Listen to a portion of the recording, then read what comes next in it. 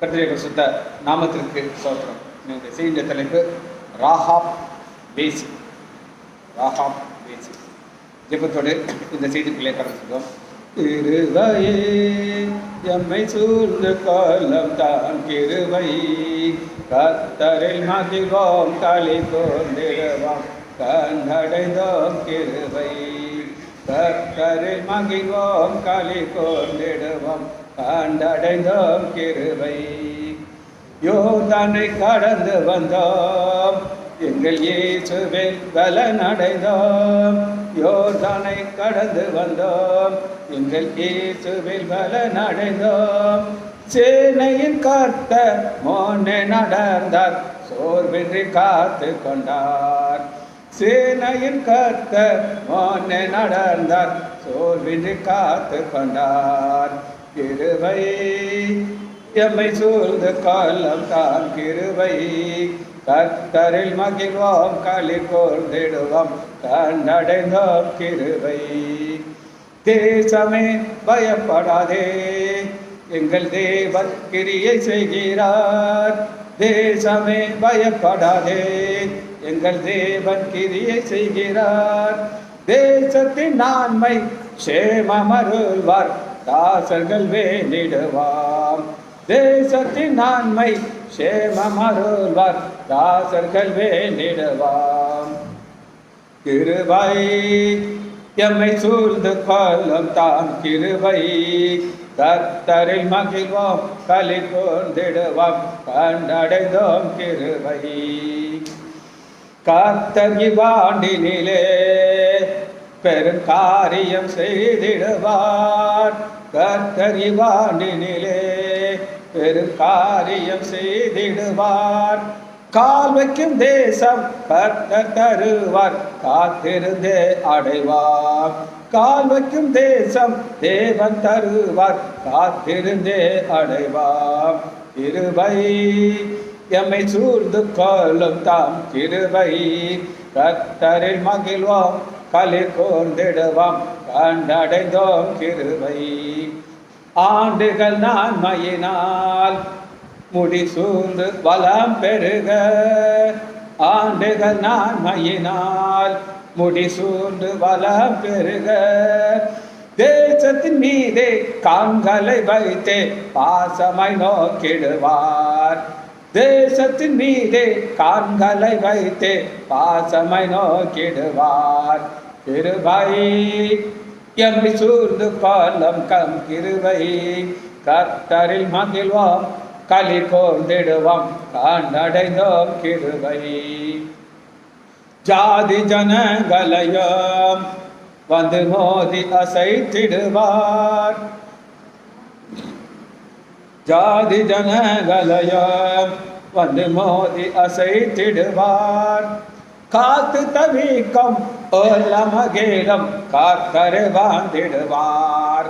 காத்து தவிக்கும் ஓலமகேலம் கர்த்தரை வாழ்ந்திடுவார். கிருபை எம்மை சூழ்ந்து காலம் தாம் கிருபை, கர்த்தரில் மகிழ்வோம் களி கூர்ந்திடுவோம் கண்டடைந்தோம் கிருபை. வான்மையும் நேர்மையுமாய் இந்த ஊழியம் செய்திடுவோம். வான்மையும் நேர்மையுமாய் இந்த ஊழியம் செய்திடுவோம். தூய கற்போல தேவ சபையாய் தீவிரம் சேர்ந்திடுவார். தூய கற்போல தேவ சபையாய் தீவிரம் சேர்ந்திடுவாம். இயேசுவின் நாமத்தினாலே ஜெபங்கள் பிதாவே, ஆமென். தம்பி Ebenezer, praise the Lord. Rani sister Rajesh, praise the Lord. இப்போ நம்ம செய்திக்குள்ள வருகிறோம். முதல்ல ஒரு வசனத்தை வாசிப்போம். மத்தேயு 21 அதிகாரம் 31 வசனம்.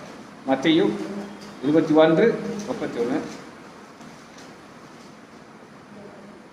வாசிங்க. அப்பொழுது அவர்களை நோக்கி, ஆயக்காரரும் வேசிகளும் உங்களுக்கு முன்பாக தேவனுடைய ராஜ்யத்தில் பிரவேசிக்கிறார்.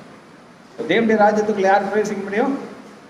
ஆயக்காரர் பிளஸ் வேசிகள். சரி, இப்போ ஒரு நபரை குறித்து நம்ம பார்க்க போகிறோம். அது ஆண்டவராகிய இயேசு கிறிஸ்துவின் வம்சத்தில் வருகிற ஒரு பெண்ணை பார்க்க போகிறோம். மத்தேயு 1வது அதிகாரம் 5வது வசனம். மத்தேயு 1:5. சால்மோன் போவாசை அப்ப ராகாப் ஒரு பெண்ணை பார்க்க போறோம். இப்ப 2வது வசனம் தரேன். ஆபிரகாம் ஈசாக்கை எப்படி பாருங்க, சாராளிடம் நான் சொல்லியிருக்கேன். இருக்கணுமா இல்லையா? சாரால் பேர் போட்டுக்கணுமா போட்டுக்கூடாது? எம்மோட்ட பைபிள் இல்லையா?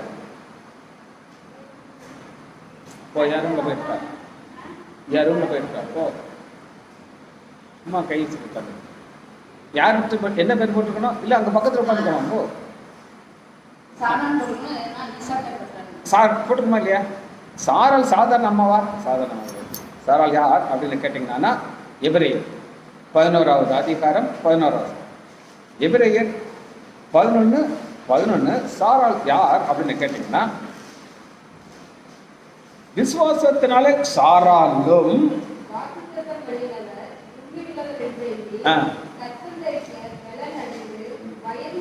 அப்ப வயது சென்று ஒரு குழந்தையை பெற்ற சாரால் பேரை காணும் இருக்கா? சாரால் பேரை காணும் பாருங்க. மத்தேயு 1வது அதிகாரம் 2வது ஆபிரகாம் ஈசாக்கை யார் பேரை போட்டுக்கணும்? போட்டுக்கூடாதா? ஒன்று பொம்பளை பேரே போட்டக்கூடாது. எல்லாமே யார் பேரை போட்டுக்கணும்? ஆம்பளை பேர். ஆனால் எல்லா இடத்துலையும் ஆண்கள் பேராத்த வருது பாருங்க. 6வது வசனம். ஈசாய் தாவீதை ராஜாவை பெற்றார். அப்படித்தானே இருக்கு. அம்மா பேர் போட்டிருக்கா? இல்லை. ஆனால் இங்கே மாத்திரம் ஒரு பெண் பேரை பார்க்குறோம். அந்த பெண் 5வது வசனம் சல்மோன் போவாசை ராகாப்பிடம் பெற்றார். சரி, இதை நீங்க புரிந்து கொள்றதற்கு 17வது வசனம் தவாசம். எல்லாம் 14 தலைமுறைகளும். அப்ப இதை நீங்க புரிந்து கொள்றதுக்கு 14 வருஷமா டிவைட் பண்ணி வச்சிருக்கேன். 14 தலைமுறைகள். முதல் தலைமுறை ஆபிரகாம் முதல் தாவீது வரை, அது 14 தலைமுறை வந்துச்சு. இங்கதான் 2வது தலைமுறை எங்க இருந்து ஆரம்பிக்குதுன்னா, பாபிலோன் சிறைப்பட்டு போறாங்க. அப்புறம் 14 தலைமுறை. அப்ப இந்த 14 தலைமுறைகளையும் அம்மா பேரை போடாம இருந்தாலும் யாருடைய பேர் மட்டும் போட்டிருக்கு? ராகாப் போட்டிருக்கா? ராகாப் பேர் போட்டிருக்கு, மற்ற பேரை காணும். சரி, இப்போ நான் உங்களுக்கு 7 குறிப்புகள் நான் சொல்ல போகிறேன். முதல் குறிப்பு எழுதிக்கோங்க, வம்ச அட்டவணை. வம்ச அட்டவணையில் முதல் குறிப்பு. முதல் குறிப்பில் வம்ச அட்டவணையில் யார் அம்மா பேர் இல்லாட்டாலுமே யாருடைய பேர் மாத்திரம் நம்ம பார்க்குறோம்? ராகாப். சரி, இப்போ ராகாப்புடைய ஒரு குவாலிஃபிகேஷன் நம்ம பார்க்குறோம். என்னது குவாலிஃபிகேஷன் அப்படின்னு கேட்டிங்கன்னா, நீங்கள்லாம் என்ன வேலை செய்வீங்க? நர்ஸ். அப்படிதானே? நீங்களா யாரு? நர்ஸ். ஆனால் எடுத்துக்கொள்வோமா, யோசுவா 2வது அதிகாரம் முதல் வசனம். யோசுவா 2:1 பக்கம் 270 1. நூனின் குமாரனாகிய யோசுவா யுத்தத்திலிருந்து வேவுகாராகிய 2 மனுஷரை ரகசியமாய் வேவு பார்க்கும்படி அனுப்பி போய் தேசத்தையும் எரிகோவையும் பார்த்து வாருங்கள் என்றார். அவர்கள் போய் ராகாப் என்னும் பெயர் கொண்ட வேசியின் இப்ப முதல் தலைப்பு நான் உங்களுக்கு என்ன சொன்னேன் சொல்லுங்க? வம்ச அட்டவணை. அந்த வம்ச அட்டவணைங்கிறது என்ன அப்படின்னு கேட்டிங்கன்னா, அங்கே இஸ்ரேல் மக்கள்ல யார் யார் எங்கெங்க பிறக்கிறாங்கன்னு சொல்லி கம்ப்ளீட்டாக பேர் அட்டவணை இருக்கு. இப்போ எங்கள் குடும்பத்தை நான் எடுத்துக்கிறேன். யார் குடும்பத்தை? எங்கள் அப்பா பேர் டாக்டர் ஹெச் லைசன்ஸ். சொந்த இருக்கா இருக்காது? இல்லை. அவங்க அப்பா சாமுவேல் லைசன்ஸ். அவர் ஒரு மேஜிஸ்ட்ரேட்டாக இருந்தார். என்ன பயங்கர ஜோக்குனா, அவங்க அப்பா யாருன்னு தெரியாது. யாரப்பா? எங்கள் தலைமுறை நீங்கள் பின்னாடி போய் பார்த்தீங்கன்னா யாரை கண்டுபிடிக்க முடியாது? யாரை கண்டுபிடிக்க முடியாது? எங்கள் அப்பாவுடைய அப்பாவுடைய அப்பா கண்டுபிடிக்க முடியும். ஆனால் இங்கே அப்படி கிடையாது. எல்லா தலைமுறைகளும் இருக்குது. ஆனால் அந்த தலைமுறைகளில் யார் பேர் இருக்குன்னா ராகாப் என்னும் வேசி.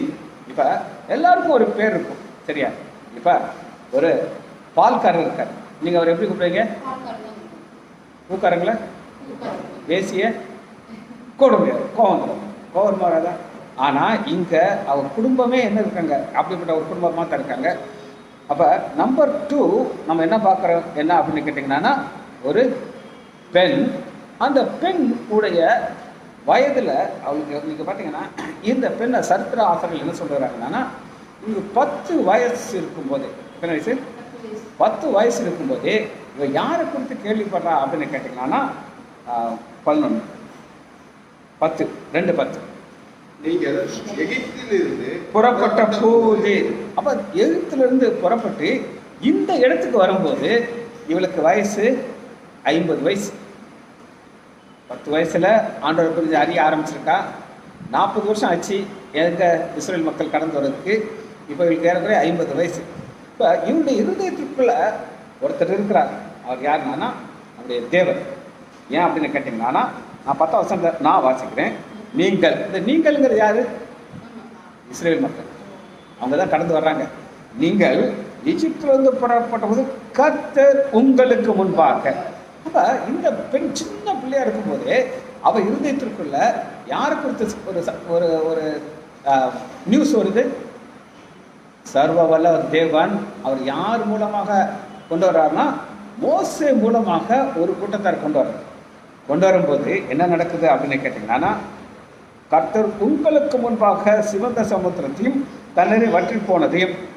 இந்த நியூஸ் கேட்கும்போது அவளுக்கு எப்படி இருக்கும்? அந்த தேவனை நான் பார்க்கணும், அவர் எனக்கு சொந்தமாக மாறும், அந்த கடவுள் என்னுடைய கடவுளாக மாறும் அப்படின்னு சொல்லி அவளுக்கு என்ன இருந்திருக்கும்? விசுவாசம். அடுத்து பாருங்க, அப்புறத்திலே சங்காரம் பண்ணின எமோரியனாகி 2 ராஜாக்களும் சீக்கிரம் செய்து கேள்விப்பட்டோம். இதெல்லாம் கேட்க கேட்க அந்த பெண்ணுடைய இருதயத்திற்குள் எப்படி இருக்குன்னா, அந்த தேவன் எவ்வளவு பெரிய வல்லமையான தேவன் இருக்குமா இருக்காதா? அந்த 10 வயசுலேயே அவன் இந்த நியூஸ் கேட்டு கேட்டு கேட்டு 40 வருஷம் அந்த நியூஸ் அவள் கேட்டுக்கிட்டே இருக்கா. காதுக்குள்ள வர வர அவளுக்குள்ள இருதயத்துக்குள்ள ஒரு விசுவாசம். அந்த விசுவாசம் தான் அவளை எப்படி மாற்றுதுன்னா, நம்முடைய ஆண்டவராகி இயேசு கிறிஸ்துவின் வம்ச வரலாறுக்குள்ள அவளை கொண்டு வரும். வம்ச வரலாறுக்குள்ள அவள் மூலமாக யார் பிறக்கப்படுறாங்க? இயேசுடைய சந்ததியாக அவள் மாறினாள். அப்போ நல்லா கேட்டுக்கோங்க, இப்போ இவருடைய இருதயத்திற்குள்ள இருக்குது 40 வருஷம் அவங்க கடந்து வருகிற ஒவ்வொரு நியூஸ் வந்தது. இப்போ அன்னைக்கு பிபிசி கிடையாது, இன்டர்நெட் கிடையாது, ஒன்றுமே கிடையாது. ஆனால் இவ இருந்த இடம் ஒரு ஸ்பெஷல் பிளேஸ். அது என்னது? பேசிக். அதுக்குள்ளே யார் வருவா? பல தேசத்து மக்கள் வருவாங்களா? வந்து என்ன செய்வாங்க? கதை பேசுவாங்க. அப்போ பேச பேச அவன் நினைச்சிடா ஆண்டவரை குறித்து ஒரு விசுவாசமான ஒரு காரியம் அவனுக்குள்ள வந்துட்டு. சரியா? ரைட். 11ஆம் வசனம். கேள்விப்பட்ட பொழுது, இப்போ இதெல்லாம் கேள்விப்பட்டதுதான் அவளுக்கு கரெக்ட் நியூஸ் வந்துட்டு இருக்கு. வாசிங்க. வாசிங்க. எல்லாருடைய தைரியமும் அயிற்று போயிட்டு உங்கள் தேவனாகிய கர்த்தரே. இப்ப அவங்கள்ட்ட கடவுள் இருந்திருப்பாங்களா? இருந்திருக்க மாட்டாங்களா? கட்டாயம் இருக்கும். எங்க? இந்த ஊர்ல. சரியா? யோசுவா உள்ள வர நேரத்துல அவங்களுக்குள்ள ஒரு கடவுள் இருந்திருப்பாங்க. ஆனா இப்ப அவள் அந்த கடவுளை விட்ட விசுவாசத்தை விட்டுட்டு நம்முடைய ஆண்டவர் மேல விசுவாசம் வந்துருச்சு. அதனாலதான் அவளை நம்ம ராகாப்ங்கிற பேசிங்கிற ஒரு டைட்டில் நம்ம பார்க்குறோம். இது 2வது பாயிண்ட் நம்பர் 2. 3வது கேள்வியை பார்க்கணும். என்னன்னா, ஒரு கேள்வியை கேட்குறேன். ஏன் இவர்கள் வேசி வீட்டுக்குள்ள போனாங்க? இவங்க பாவம் செய்யறதுக்கு போனாங்களா அப்படின்னா கிடையாது, இல்லை. ஏன்னா பிரவேசித்து முதல் வசனத்துல அங்கே தங்கினார்கள். நம்ம ஹோட்டலில் போய் தங்குறோம், அந்த மாதிரி இவங்க நினைச்சாங்க ஒரு வேசி வீட்டுக்குள்ள வந்துட்டாங்க. இப்போ சென்னையிலலாம் நீங்கள் ஹோட்டலுக்கு போனான்னா அவங்க என்ன கேட்பாங்க தெரியுமா? ஆதார் கார்டை காட்டினா தான் உள்ளே விடுவாங்க. ஃபோட்டோ எடுப்பாங்க. எங்களை ஃபோட்டோ எடுத்தது தான் நினைச்சுங்க போடுவாங்க. ஆனால் வேசி வீட்டுக்கு போகும்போது ஆதார் கார்டு கேட்பாங்களா? சத்தம் காட்டா கமுக்கமாக போயிட்டு கமுக்கமாக வந்துடுறாங்க. அப்போ அதனால தான் இவங்க செலக்ட் பண்ணுற இடம் என்னென்னா வேசி. இப்போ நான் அவங்களுக்கு கேட்குறேன், அந்த காலத்தில் பலருடைய வீட்டுக்குள்ளே சில மக்களை உள்ளே வர சொல்லுவாங்க. வந்து எங்கள் வீட்டில் தங்குங்க அப்படின்னு சொல்லுவாங்க. ஆனால் இங்கே தங்கி இருந்தாங்கன்னா பாதுகாப்பு கிடைக்காது. என்ன கிடைக்காது? கிடைக்காது. ஏன்னா நான் உங்களுக்கு சொல்கிறேன் ஏன் பாதுகாப்பு கிடைக்காதுன்னா, இப்போ இவங்க உள்ளே வந்த உடனே நியூஸ் எங்கே போகுது பாருங்க. ராஜாக்கு 2ஆம் வசனம்.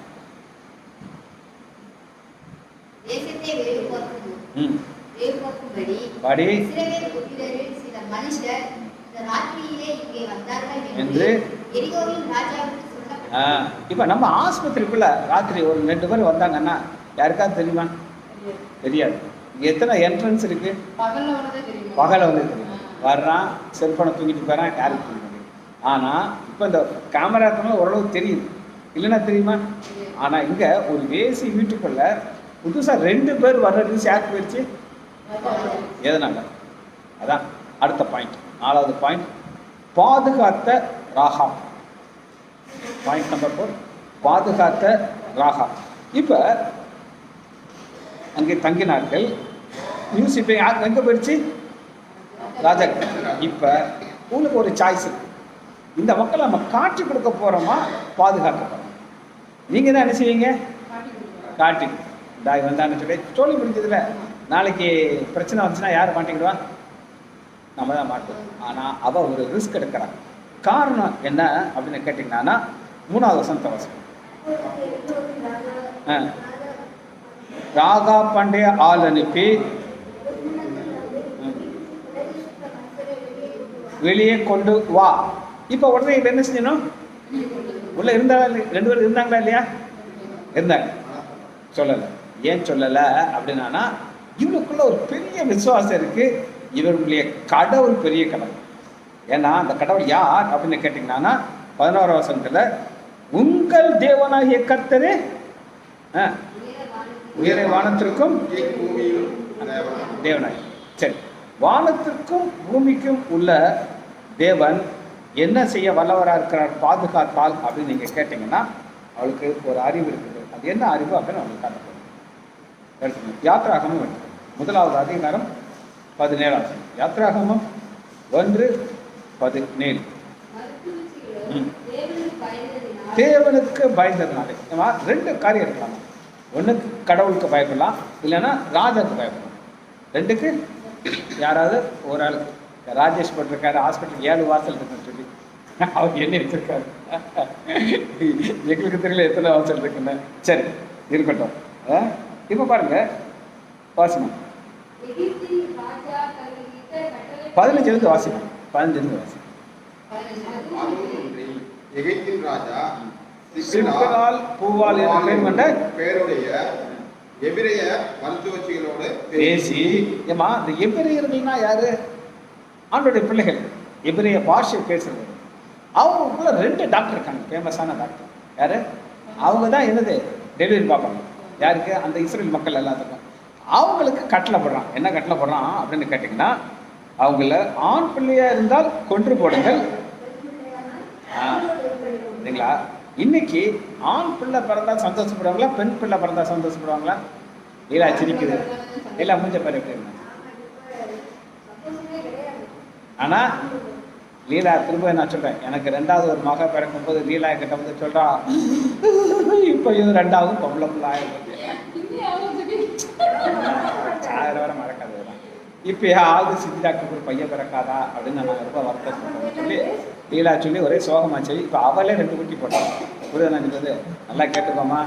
ஆண்டவர் யாருக்கு என்ன பிள்ளை கொடுக்கணும்னு சொல்லி என்ன செய்வார் அவருக்கு தெரியும். சரி, நான் ஒரு நடந்த சம்பவத்தை சொல்றேன். என் மகளுக்கு வளகம் ஃபஸ்ட்டு பிள்ளை. அப்போ நான் தூத்துக்குடிக்கு போயிருக்கேன். அவங்க பெரிய விருந்தங்கள் கொடுக்குறாங்க. அப்போ பெரிய மாப்பிள்ளை என்கிட்ட கேட்டார், மாமா உங்களுக்கு பையன் பிடிக்குமா பிள்ளை பிடிக்குமா அப்படின்னு. நான் அவருக்கு பையன் சொன்னேன், மாப்பிள்ளை எனக்கு வந்து டீனா வந்து பையனாக பிறந்திருந்தா உங்கள் வீட்டுக்கு நான் வந்துருக்க முடியாது சம்மந்தியா. அப்படிதானே? நீங்கள் என்ன எப்படி கூப்பிட்டுருப்பீங்க? டாக்டர்னை கூப்பிட்டுருப்பீங்க, இல்லை சார்னை கூப்பிட்டுருப்பீங்க. மாமன்னை கூப்பிட்டுருக்க முடியுமா? கூப்பிட்டுருக்க. அப்போ டீனாக்கு இன்னும் டெலிவரி ஆகலை. என் மாப்பிள்ளை என்னையை பார்த்துட்டு டீனாட்டு சொல்லலாம், மாமா ஒரே ஜாலியாக சுற்றிட்டு இருக்காரு, கவலையும் கிடையாது, ஒன்றும் கிடையாது, எனக்கும் பொம்பளை பிள்ளை பிறந்தா நல்லா இருக்குமோ, எனத்துக்கு பையனை வச்சு மேய்க்கணும் அப்படின்னு யாருக்கு ஆசை வந்துருச்சு? மாப்பிள்ளைக்கு. யாரை பார்த்து? சரி, இப்போ அது இருக்கட்டும், அது சைட் ட்ராக்டு. ஆனால் ரைட். இப்போ நம்ம பார்ப்போம், வசனத்தை பார்ப்போம். 16 வசனத்தை பாருங்க, கொண்டு போகணும். 16 வசனம், மருத்துவச்சிகளோ தேவனுக்கு பயந்ததுனாலே செய்யாமல், அதே மாதிரி இங்க எகிப்து ராஜா சொன்ன கட்டளை கீழ்ப்படியல. ஆனா ராகாப் அவங்க ராஜா சொன்ன வார்த்தையை கீழ்ப்படியல. அவ என்ன செய்யறா? பாதுகாக்கிறான். அதனால இவங்களுக்கு என்ன ஆசீர்வாதம் கிடைச்சிருப்பாங்க? அதனால் 18, எகிப்தின் ராஜா மருத்துவச்சிகளை அழைப்பிட்டு பாருங்க, அவருக்கு நியூஸ் போய்கிட்டே இருக்குது. இங்க ராஜேஷ் போட்டிருக்காரு 14,000 பிள்ளைகளை கொண்டாடலன்னு சொல்லி. தெரியல ராஜேஷ் எங்க இருந்து எடுத்தாருன்னு தெரியல. பாருங்க 19, அதற்கு மருத்துவச்சிகள் பார்வோனை நோக்கி, எவ்வித ஸ்திரீகள் போல் அல்ல.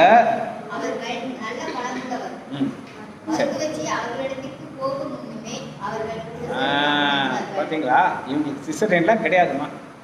டாக்டர் அம்மா வர்றதுக்கு முன்னாடி என்ன செய்வாங்க? குழந்தை கொடுப்பாங்க. இது அவருடைய பலன். சரியா? 20, இதை நிமித்தம் எப்பவுமே நல்லா கேட்டுக்கோங்கம்மா, நீங்க ஆண்டவருக்கு பயந்து ஒரு வாழ்க்கையை வாழ்ந்தீங்கன்னா அவர் உங்களுக்கு நன்மை செய்யணும். திரும்ப நான் என்னுடைய வாழ்க்கையை சொல்றேன். நான் 2000 நான் ரட்சிக்கப்பட்டேன். 7 வருஷம் ஆண்டவருக்கு ஊழியம் செய்யும். எத்தனை வருஷம்? அப்போதான் லீலா தான் என்னுடைய முதல் சிசி. அப்போ கரெக்டாக 7 வருஷம் ப்ரேயர் முடியுது. முடியும் போது 7வது வருஷம் ஆண்டவருக்கு ஒரு பெரிய ஒரு ஆசீர்வாதம் கொடுத்தார். அது என் மகளுடைய திருமணம். அப்போ மேரேஜ் எல்லாம் ஃபிக்ஸ் ஆயிடுச்சு. அப்போ அங்கே உள்ள பிள்ளைகள்லாம் சொல்கிறாங்க, நம்ம பிள்ளைகள்லாம் சொல்கிறாங்க, நீங்கள் எவ்வளவு ஒரு கொடுத்து வச்சவங்க அவங்க உங்களுக்கு சம்மந்தியாக மாறாங்க. நான் சொன்னேன், நீங்கள் அங்கே வந்து பார்த்தா தான் தெரியும் யார் பெரியவங்க. அப்போ நாங்கள் போயிருக்கும் போது நீங்களாம் யார் ஃபஸ்ட்டு பேட்ச்லாம் வந்துருப்பா. அப்போ அந்த ஹோட்டல் கெட்டிக்கிட்டு இருக்காங்க. இவங்க மேலே ஏறுறாங்க ஏறிக்கிட்டே இருக்காங்க, போய் சேர முடியும். அவ்வளோ பெரிய பில்டிங் எங்களுக்குள்ள இருக்கவங்க தெரியாது. இதெல்லாம் இப்போ யாருக்கு சொந்தமாக மாறிடுச்சு? எனக்கு என் சம்மந்தி சொல்லாத, மாப்பிள்ளை நீங்கள் வந்து ஒரு நாளாவது எங்கள் ஹோட்டலில் தங்கணும். புரியாது? எதுக்காக சொல்கிறேன்னா, ஆண்டவருக்கு ஊழியம் செய்யும் போது இங்கே நம்ம கிடைக்கிற ஆசீர்வாதம். மருத்துவச்சிகள் தேவனுக்கு பயந்ததாலே அவன் குடும்பங்களை தலைக்கணும். என்ன அர்த்தம்? எக்ஸ்பான்ஷன். இது உலக பிரகாரமான ஆசீர்வாதம். ஆனால் நம்ம பார்க்குற ராகாப்புக்கு ஆண்டவர் வேற ஒரு ஆசீர்வாதம் கொடுக்குறாரு. அது என்ன ஆசீர்வாதம் அப்படின்னா, நான் உங்களுக்கு முதல் காமிச்சேன். ஆண்டவராக இயேசு கிறிஸ்துவின் சந்ததி அங்கிருந்து வந்துருச்சு. சரி, இப்போ உங்களுக்கு நான் பாதுகாத்த ராகாப்னு சொல்லி 4வது தலைப்பு. பாதுகாத்த ராகாப். 5வது ஞானமான ராகாப். ஞானமான ராகாப், அது 5வது தலைப்பு. இந்த 4வது வசனத்தில் நீங்கள் பார்க்கலாம். கொண்டு போய் ஏமா எவ்வளோ ஒரு கஷ்டமான ஒரு காரியம் அப்படின்னு நீங்கள் கேட்டிங்கன்னா நல்லா கேட்டுக்கோங்க. இப்போ 2 கட்டாயம் ஒரு போலீஸ் வந்துருக்க மாட்டான். எத்தனை பேர் வந்துருப்பாங்க? 2 பேர். இப்படி எத்தனை வந்து 2 இருக்காங்க? 2 போலீஸாக வந்துருப்பாங்க. ஐயா, ராஜா இருந்து ஆள் அனுப்பியிருக்காரு பிடிச்சிட்டு வர்றதுக்கு. ஒரு குறைஞ்சது 50 பேராக வந்திருப்பாங்க இல்லையா? வந்துருப்பாங்க, வந்துருக்க மாட்டாங்களா? ஏன்னா அது அரண்மனைக்கு நியூஸ் போய் அங்கேருந்து வருது, ராஜா அனுப்பியிருக்காரு. ஆனால் அத்தனை பேர் வந்திருக்காங்க, எல்லாரும் முன்னாடி நின்றுட்டு இருக்காங்க. ஆனால் இது என்ன அழகா அதை ஒரு மேனேஜ் பண்ணியிருக்காங்கன்னா, இவங்க முன்னாடி இருந்துகிட்டே ஒரு சிக்னல் காமிக்கிறான். என்ன சிக்னல்? போய் ஒளிஞ்சுக்கோங்க அப்படின்னு சொல்லி. புரியுது உங்களுக்கு? அந்த பாருங்க, நான் அதை வாசிக்கிறேன் உங்களுக்கு. அந்த ஸ்திரீ கொண்டு போய் ஒளித்து வாய்த்து. இப்போ கேள்வி ராஜா கேட்டிருக்கும் போதே வந்தார்களான்னு சொல்லி சொல்றாங்க. ஆனால் இவன் சில கொண்டு போய் லேசா கஷ்டமா? கஷ்டம். பிடிச்சனால தான் கழுத்தை விட்டுருவாங்க. ஆனால் அதான் ஞானம் ஆச்சு. என்ன பேசுகிறான்னு அவங்களுக்கு வாசினால அவங்க ஸ்திரீ அது 2 மனுஷனை கொண்டு போய் அவரது ஒழித்து வைத்துட்டு மெய்தான். மெய்தான் அப்படின்னா என்ன அர்த்தம்? வந்தாங்க. வந்தாச்சுன்னா எங்க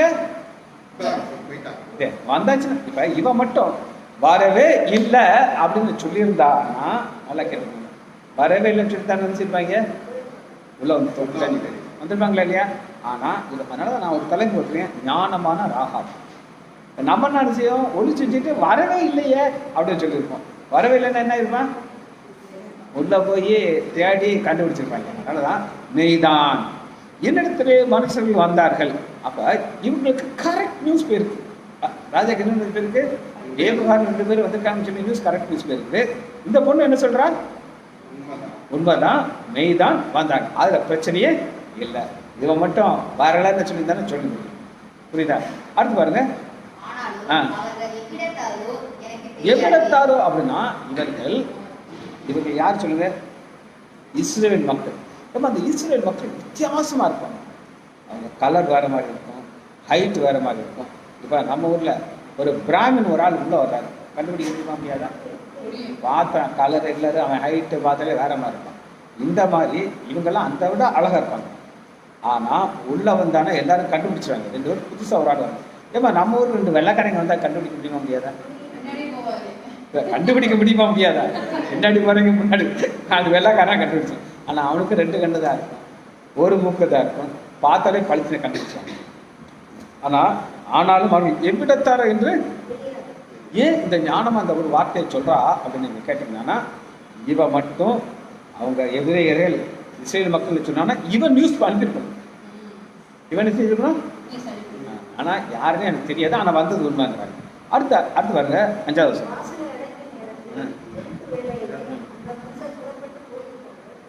இருட்டுல போயிட்டாங்க அப்படின்னு சொல்லி சொல்றான்.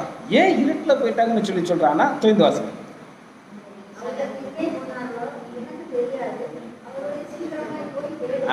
இது எவ்வளவு ஞானமான இப்படி கையை காட்டுறான். இப்படி இப்படி இப்படி இப்படி போ, இப்படி போனா நினைச்சலாம். அப்ப உடனே நினைச்சலாம் அப்படி போ. எங்க போக மாட்டான்? வீட்டுக்குள்ள. புரியுதா? ஞானமா பேசுறது. சில அக்கா மரங்களுக்கு பாரு ஞானமா பேசுவாங்க. நான் பார்த்துருக்கேன். பேசும்போது அந்த பொருளின் செய்து. ஆனால் அதில் மக்கு இருக்கும், பேனோ மாட்டிக்குவோம். புரியுதா? தப்பு செஞ்சாலும் தப்பிக்கக்கூடிய சில அக்கா மாதிரி எனக்கு தெரியும். புரியுதா உங்களுக்கு? அதனால தான் சீக்கிரமாக போனால் பிடித்து கொள்ளலாம். இப்போ இது ஞானமாக பேசி ஞானத்தில் 2 பேரும் உயிரும் தப்பிச்சிருச்சு. அவன் உயிரும் தப்பிச்சிச்சு, அப்புறம் 2 பேரும் தேவக்காரனுடைய உயிரும் தப்பிச்சிருச்சு. இவன் எனக்கு தெரியாது அப்படின்னு சொல்லலை. ஆனால் இவன் சொன்னது அந்த ராங் டைரக்ஷனில் போய் அவங்க என்ன செஞ்சாங்க? இவற்றிலிருந்து போயிட்டாங்க. எங்கிருந்து போயிட்டாங்க? சரி, 6வதாக ஒரு தலைப்பு நான் உங்களுக்கு சொல்கிறேன். அது விசுவாசியான ராகாப். 6வது தலைப்பு விசுவாசியான ராகாப். வாசிப்போமா? 8வது வசனம்.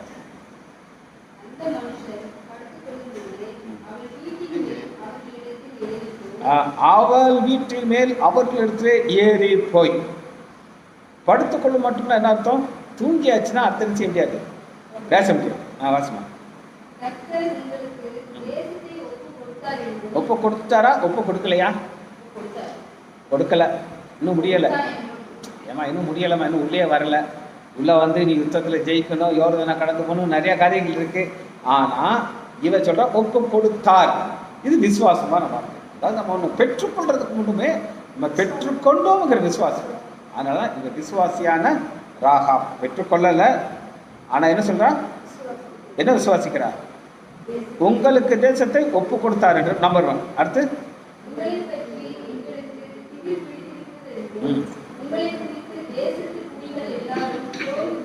சோர்ந்து போனார்கள். சோர்ந்து போகுதுன்னா என்ன அப்படின்னு கேட்டீங்கன்னா, அவங்க தங்களுக்கு மேல இருக்கிற நம்பிக்கையே போயிடுச்சு.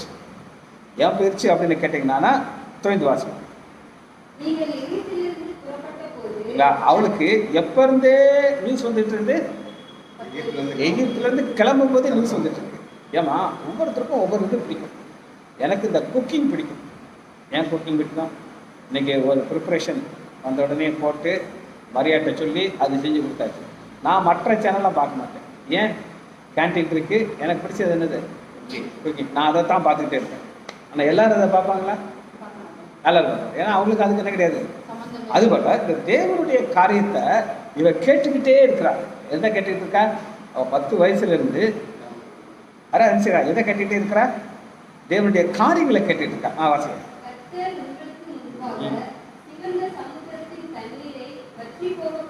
அப்ப இதுதான் ஆண்டவர் செய்த ஃபர்ஸ்ட். அதாவது 10 மாதம் எங்க நடந்துச்சு? எகிப்துக்கு வெளியே வந்தவுடனே நடந்த முதல் மாதத்திலேயே அவளுக்கு என்ன செஞ்சிருச்சு? நியூஸ் வந்துச்சு. அங்கிருந்தே அவனுக்கு விசுவாசம் டெவலப் ஆகும். வாசிங்க.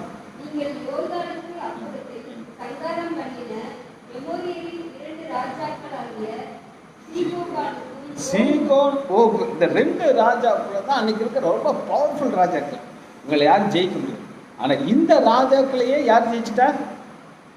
இஸ்ரேல் ஜெயிச்சிட்டாங்க. அப்ப அவருக்கு தெரியுது இந்த தேவனுக்கு ஒரு பெரிய வல்லமை இருக்கு. என்ன வல்லமை இருக்குன்னா, ஒண்ணு ஜெயிக்கிற வல்லமை, ரெண்டாவது பாதுகாக்கிற வல்லமை. ரெண்டு வல்லமையும் இருக்குது. சரி, அந்த விசுவாசியான 12வது வசனத்தை என்ன சொல்றாரு பாருங்க. இப்பொழுதும் நான் உங்களுக்கு தயவு செய்தனாலே நீங்களும் என் தகப்பன் குடும்பத்திற்கும் தயவு செய்வோம் என்று கர்த்தர் பெயரிலே எனக்கு ஆணையிட்டு. இப்ப ஒரு வசனத்தை எடுத்துக்கணும். ரூத் 1:36 பக்கம் 335 335.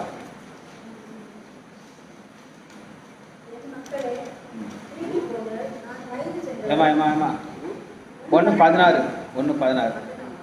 16. அதற்கு நான் உண்மை பின்பற்றாமல் உம்மை விட்டு திரும்பி போவதை குறித்து என்னிடம் பேச வேண்டாம். நீர் போகும் இடத்திலே நானும் வருவேன், நீர் தங்கும் இடத்திலே நானும் தங்குவேன்.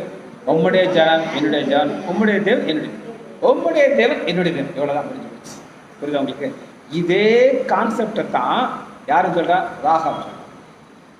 நான் உங்களுக்கு தயவு பண்றேன், நீங்க எனக்கு தயவு. ஏன்னா உங்க கடவுள் இப்ப யார் கடவுளா மாறிட்டா? என்னுடைய கடவுளா மாறி. அதனாலதான் உம்முடைய கடவுள் என்னுடைய கடவுள். ரைட், இதை பாருங்க. அவள் தன்னோடு கூட வர மாட்டதுனாலே உறுதியா இருக்கிறான், ஸ்ட்ராங்கா இருக்கிறான். அப்படியே ஆசிலேஷன் இல்லை. சரியா? அப்ப அதனாலதான் இது விசுவாசியான ஒரு ரூத். சாரி, விசுவாசியான ராகா. கரெக்ட். 6வது பாயிண்ட் உங்களுக்கு சொன்னேன், விசுவாசியான ராகா. சரி, 7வது பாயிண்ட் நம்ம பார்க்க போறோம். அது பாதுகாப்பின் வாக்குத்தத்தம். 7வது பாயிண்ட் பாதுகாப்பின் வாக்குத்தத்தம்.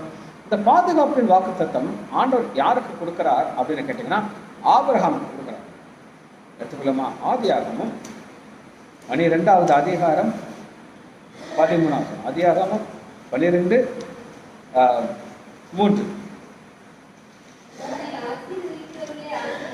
ஆசீர்வதிக்கிறவளை ஆசீர்வதிப்பேன்.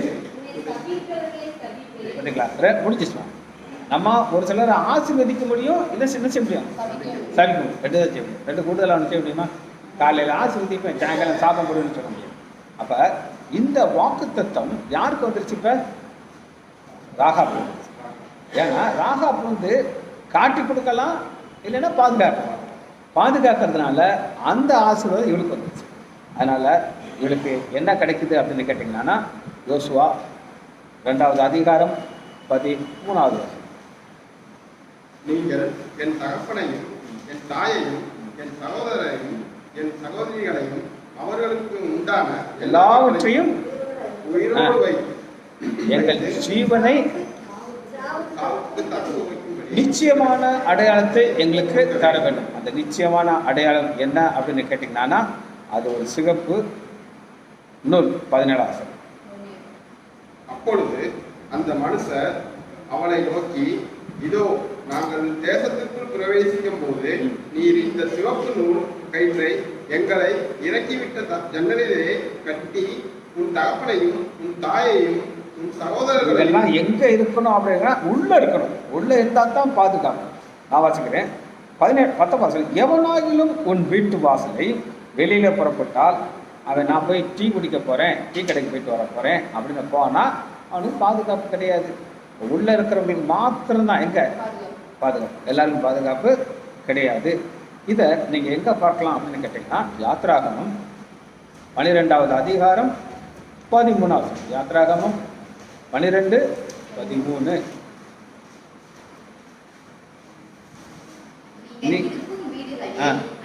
அந்த ரத்தம், சிகப்பு நூல் என்னது? ரத்தம் இருக்கும். நான் கண்டு. இப்ப இங்க ஆண்டவர் எதை பார்க்கிறாரு? ரத்தத்தை பார்க்கிறாரு. அவங்க எதை பார்க்கறாங்க? சிகப்பு நூலை பார்க்கறாங்க. ஆனா ஒரு அடையாளம் இருக்கு. அடையாளம் எல்லாம் முடியாது. இப்ப என்னைய செஞ்சுட்டாக்குன்னு சொல்லி ஓபியில ஒரு சிலர் ஜோமன் வருவாங்க. பார்த்தீங்கன்னா அவங்க என்ன சொல்லுவாங்க? ஏமா பெரிய டாக்டர் சொல்ல மாட்டேங்கிறாங்க, விமல் டாக்டர் சொல்லலாம்ல, சொல்லாம சொல்லக்கூடாது. அதுக்கு ஒரு அடையாளத்தை பார்க்குறேன். நான் உடனே முழங்கால் போட்டுருவேன், சந்தோஷமா இருப்பேன். நான் கூச்சப்படுவேனா? ஏன் கூச்சப்பட மாட்டேன்? அந்த அடையாளம், அந்த அடையாளத்தை தான் ஆண்டவர் எதிர்பார்க்கிறார். சரியா? இப்போ இந்த அடையாளத்தின் மூலமாக அவர்களுக்கு கிடைக்க போகிறது ஒரு பெரிய ஆசீர்வாதம். இப்போ இவருடைய ஒரு டிகிரி கேன்சல் ஆயிடுச்சு. என்னது டிகிரி? நம்ம டிகிரி கேன்சல் ஆயிடுச்சுன்னா நம்ம சந்தோஷமாக வருத்தமாக இருக்கும். டாக்டர் டிகிரி கொடுக்க முடியாதா? கொடுக்கலாம், அது தெரியாதா? நாங்கள் வந்து ஐஎம்ஏ ரூல்ஸ் படி நாங்கள் ஏதாவது ஒரு தவறு செய்தாங்க. சரி, ஒரு உதாரணம் சொன்னாங்க. ஒரு டாக்டர் தான், அவர் பையன் +2ல் +1 படிக்கிறான். அவன் சிசேரியன் ஆப்ரேஷன் பண்ணுறான். அது அதை வீடியோ எடுத்தார் அப்பா எடுத்து ஐஎம்ஏ மீட்டிங்கில் போட்டு காட்டுறாரு. என் பையன் பண்ணுற சர்ஜரியை பார்த்துட்டு இது பெருசாக போய் அவர் டிகிரியே பிடிக்கிட்டாங்க. நீ எப்படி உன் பையனை வச்சு சர்ஜரி பண்ணலாம் அப்படின்னு. யார் டிகிரி போயிடுச்சு? அவர் டிகிரி போயிடுச்சு. ஆனால் அவங்க வருத்தப்பட்டிருப்பாரா இல்லையா? ஆனால் இவன் டிகிரி பண்ணோட சந்தோஷப்படுறான். இவன் டிகிரி உங்களுக்கு நான் காட்டுறேன். 1வது அதிகாரத்தில் நம்ம பார்க்குறோம். ராகாப் என்னும் பேர் கொண்ட வேசி. இவன் டிகிரி என்னது? வேசி. ஆனால் அந்த டிகிரி போயிடுச்சு. மத்திய 1வது அதிகாரம் பாருங்க. ஆண்டவர் தன்னுடைய சந்ததிக்குள்ளே வரும்பொழுது 1வது அதிகாரம் 5வது வசனம் பாருங்க. சால்மோன் போவாசை ராகாப்பிடம் பெற்றார். என்ன போட்டிருக்கணும்? ராகாப்ங்கிற பேசி போட்டிருக்கணுமா இல்லையா? போட்டிருக்கணுமா இல்லையா? யோசாவில் போட்டுருச்சு. ஆனால் இங்கே தான் புதிய ஏற்பாட்டுக்குள்ள வரும்போது ஆண்டவர் என்ன செஞ்சாரு? அப்போ அந்த ஒரு டிகிரி போயிடுச்சு. இது இப்போ ஆண்டவர் கொடுக்குற பாதுகாப்பின் வாக்கு தத்துவத்துக்குள்ள ஒவ்வொரு சப்ஜெக்ட் தான் வருவாங்க. அடுத்து பாருங்க, இவளுக்கு ஒரு திருமணம் நடக்கும். என்னது திருமணத்தை? யாருன்னு பாருங்க. சால்மோன் போவாசை ராகாபிடம் பெற்றான். இந்த சால்மோன் யார் அப்படின்னு நம்ம பார்க்க போறோம். சால்மோன் யார்? 1 நாளாகமம் 2வது அதிகாரம்.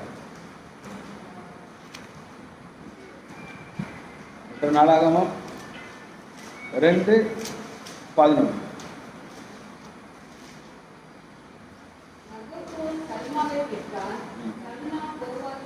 சரி, நாசோன் சல்மானை பெற்றான், சல்மா போவாசை. இந்த சால்மோன் சாதாரண ஆள் கிடையாது. 51வது வசனம் 2:51. சல்மான் பார்த்தீங்கன்னா பெத்லெகேமின் மூப்பனான சல்மான். இப்போ நான் உங்களுக்கு சொன்னாதான் எவ்வளோ ஒரு கஷ்டமான காரியம் திருமணம் நடக்குதுன்னு சொல்லி. இந்த திருமணத்திற்கு என்னன்றதை நான் உங்களுக்கு சொல்றேன். இப்போ இவங்கெல்லாம் இஸ்ரவேல் மக்கள். இவங்க யாரைத்தான் கல்யாணம் கட்டுவாங்க? யூதர்களை தான் கல்யாணம் கட்டுவாங்க, மற்றவர்களை புறஜாதி கட்டுவாங்க. ஆனால் இவ யார்? புறஜாதி. இவளை கல்யாணம் கட்டுவது இப்போ வயசு நாங்கள் சொன்னேன் 50 வயசுன்னு சொன்னேன். 50 வயசு பொண்ணை கட்டுறதுக்கு எல்லாருக்கும் பிடிக்குமா பிடிக்காது? அப்புறம் இவ என்ன வேலை பார்த்துருக்கா? வேசியை கல்யாணம் கட்டுறதுக்கு ரெடியாக இருப்பாங்களா? எல்லாமே அகென்ஸ்டாக இருக்கு. வயசு அகென்ஸ்டாக இருக்கு, தொழில் அகென்ஸ்டாக இருக்குது. ஆனாலும் நம்மனா யாரோ ஒரு ஆகாத போகாத கட்டுவான்னு நம்ம நினைப்போம். ஆனால் ஆண்டவர் பிக் ஷாட்டை கொடுக்குறாரு. யார் அது? 1 நாளாகவும் 2வது அதிகாரம் 51 வசனம். பெத்லெகேமின் மூப்பனான சல்மான். மூப்பனான அர்த்தம் பெரியாள். அதாவது அவர் ஒன்று சொன்னார்னா நடக்கும். அப்படிப்பட்ட ஒரு பிக் ஷாட் தான் நினைச்சாரு பாருங்க. ஆண்டவர் வந்து அப்படி ஒரு நல்ல ஒரு மேட்சை தான் செஞ்சாரு, கொடுத்துருக்கிறார். சரியா? எனக்கு தெரிஞ்ச ஒரு அக்கா, இந்த கல்யாணம்னால அந்த பொண்ணை சொல்லாமல் இருக்க முடியல. என்னுடைய ப்ரேயரில் அந்த அம்மா இன்வால்வ் ஆகிடுவாங்க. அவங்க வேறு யாரும் கிடையாது, நம்ம விமல் டாக்டருக்கு சம்பந்திக்க யாருக்கு? ஆமாம், அதாவது விமல் டாக்டர் பொண்ணை எடுத்திருக்காரு, அவங்க பொண்ணை கொடுத்துருக்காங்க. அவங்களுக்கு இன்னொரு மகன், அந்த மகன் டாக்டர் முடிச்சிருக்காங்க. அவங்களுக்கு நிறையா நாள் பொண்ணு மாப்பிள்ளை தேர்னாங்க. கடைசியில் அவங்க கொஞ்சம் சோர்ந்துட்டாங்க, எவ்வளோ நாள் தான் தேடுறது.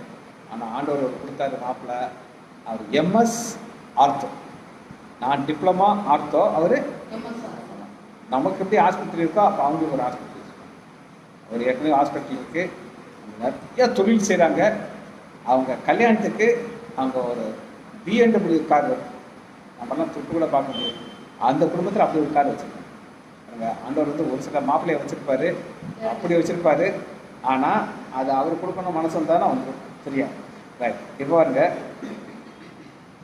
நம்ம இதில் வந்து பரிசுத்த ஆவியானவர் ஒரு பெரிய ஒரு காரியத்தை செய்கிறார்.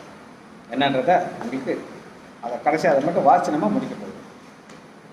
மத்தேயு 1வது அதிகாரம் 1 வசனத்திலிருந்து இதை எழுதுறது யார்? மத்தேயு எழுத சொல்றது யாரு?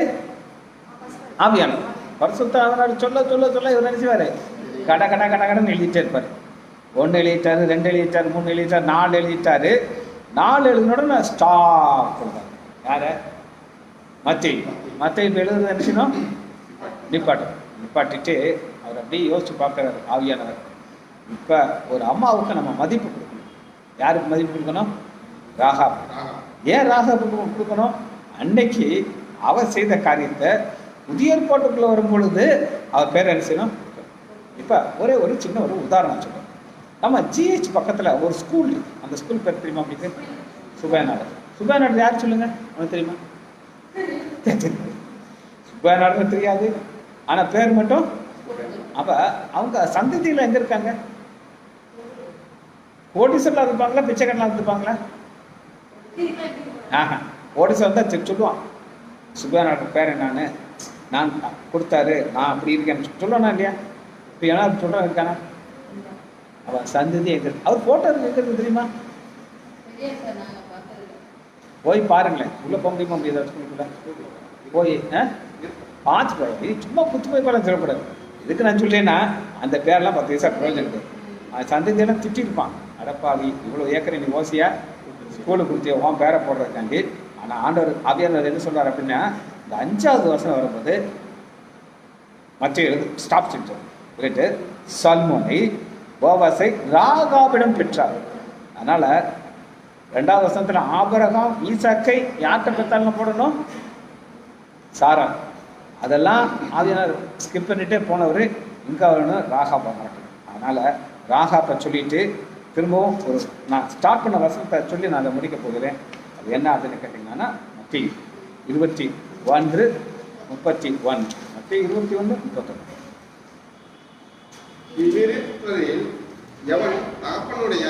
இல்லையா? இந்த நாம் வாசிக்கணும். இயேசு அவர்களை நோக்கி, ஆயக்காரரும் வேசிகளும் உங்களுக்கு முன்னே தேவனுடைய ராஜ்யத்துக்கு பிரவேசிக்கும். வேசி பிரவேசிக்கிறான்னா அதனால தான் நம்ம ராகாபை பரலோகத்துக்கு போகிறதுக்கு ஆண்டவர் நம்முடைய பாவங்களை மன்னிக்கிறார்.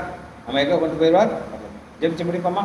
மகா இரக்கமும் கிருபையும் இல்லை பிதாவே, ஜெபிக்கிறோம் ஐயா. வேசிங்கிற ராகாபை குறித்து ஆவியான சத்தியத்திற்காக நம்பிக்கை. பாவியா இருக்கிற எங்கள் மேல் கிருபையாக இருக்கிறவர் வேசிகளும் ஆயக்காரர்களும் பரலோக ராஜ்யத்துக்குள் பிரவேசிப்பார்கள் என்பதற்கு ராகாபை ஒரு உதாரணமாக வைத்ததுக்காக நன்றி ராஜா. எங்களை ஆசீர்வதிக்கிறீர் ஐயா. இம்மட்டும் ஒருவன எபனேசர் இனிமேல் காட்டும் பிள்ளைகள் ஒவ்வொருவரையும் ஆண்டவராகிய இயேசு கிறிஸ்துவின் நாமத்தினாலே ஆசீர்வதிக்கிறார். இயேசுவின் நாமத்தினாலே ஜெபங்கள் பிதாவே, ஆமென்.